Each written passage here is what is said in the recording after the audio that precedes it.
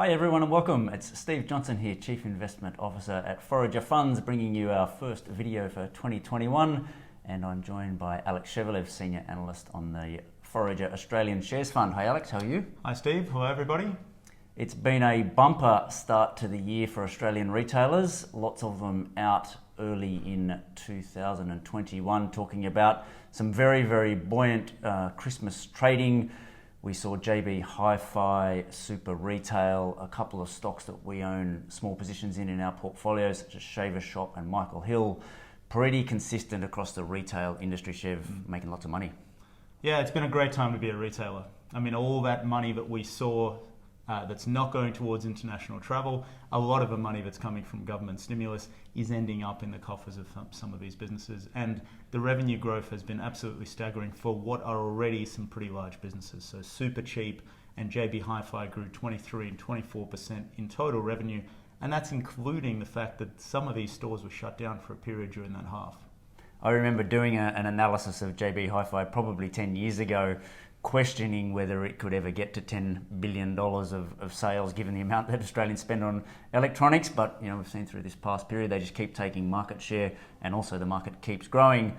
The big thing though has been profit. You talk about sales up 20%, but profit numbers are up a lot more than that. Oh, and in some cases they're up 80% plus. And the reason here is twofold. So firstly, we've got increasing gross margins. So the retailers have managed to tick up the sales prices of their products ever so slightly relative to their costs. That might only be a couple of percentage points, and you may not see it necessarily in your purchases, but for a retailer that makes maybe a high single-digit margin, that is a really big change.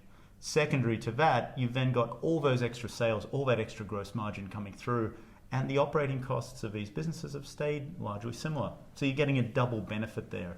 Yeah, I think a well-run retailer, you might be talking sort of 6 to 8% margins at the bottom line. So if you can add 2 at the gross margin level, it's having a fairly dramatic impact on your profit. And maybe a bit counterintuitively, retailers are talking about it being difficult to get goods into the country from China in particular. Lots of capacity constraints in shipping. Probably been a good thing net for them because there's less competition, lots of demand, and it's enabled them to put those gross margins up a little bit. Now, look, the share price reactions, I'd say, have been muted. You're seeing profit here up 80 and 90%.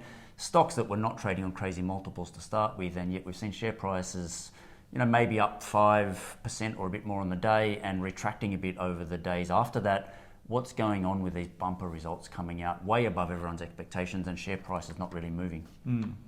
Well, these retailers had run up to some extent already. There was already an expectation that there was going to be more revenue flowing in. However, it is higher than people expected.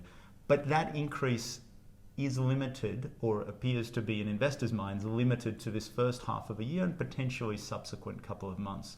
These businesses are not necessarily getting credit for this level of profitability continuing. And we're going to really get to see that in the first half of next financial year, how these businesses end up relative to the half they've just had. Yeah, and I'd probably say we agree with that. It's I think, a sensible reaction from the market to say this is clearly unsustainable, both at a sales level. People are going to start spending money on travel and other things again towards the back end of next year, and probably most importantly, these margins, you would assume, come back to something more normal eventually. That's right. There are some things that have changed though for some of these retailers, and Shaver Shop is a good example of this.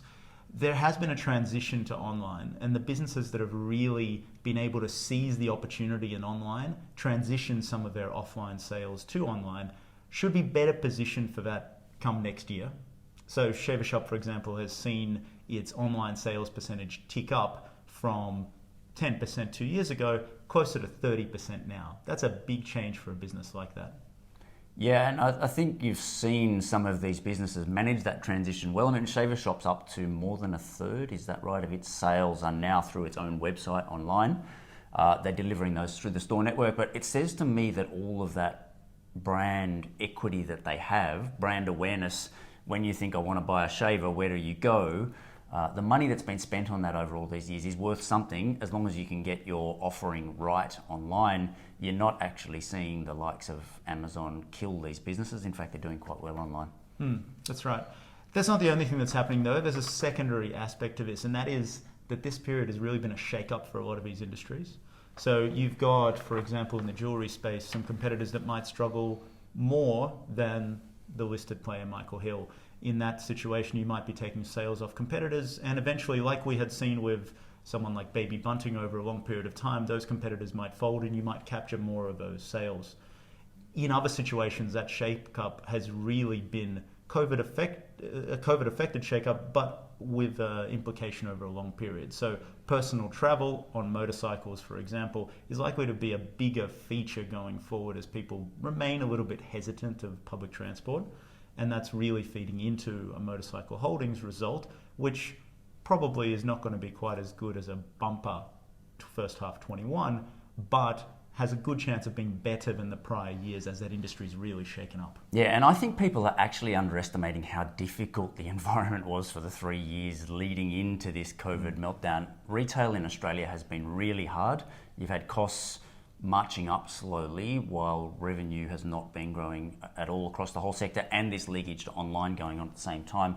I think you've seen some of those businesses do a great job of consolidating in their industries, and I don't think we're going back to 2019 levels of profitability. There's no doubt that this year is going to be an anomaly on the high side, but I think people are looking back and saying, well, I'm going to apply a multiple of 2019 earnings, and in my view, that might be a bit too conservative given where share prices are at the moment. So still some really interesting opportunities out there in the space and still a meaningful part of our portfolio, and we're looking forward to hearing those and other companies give us further updates through February as our Australian portfolio reports results.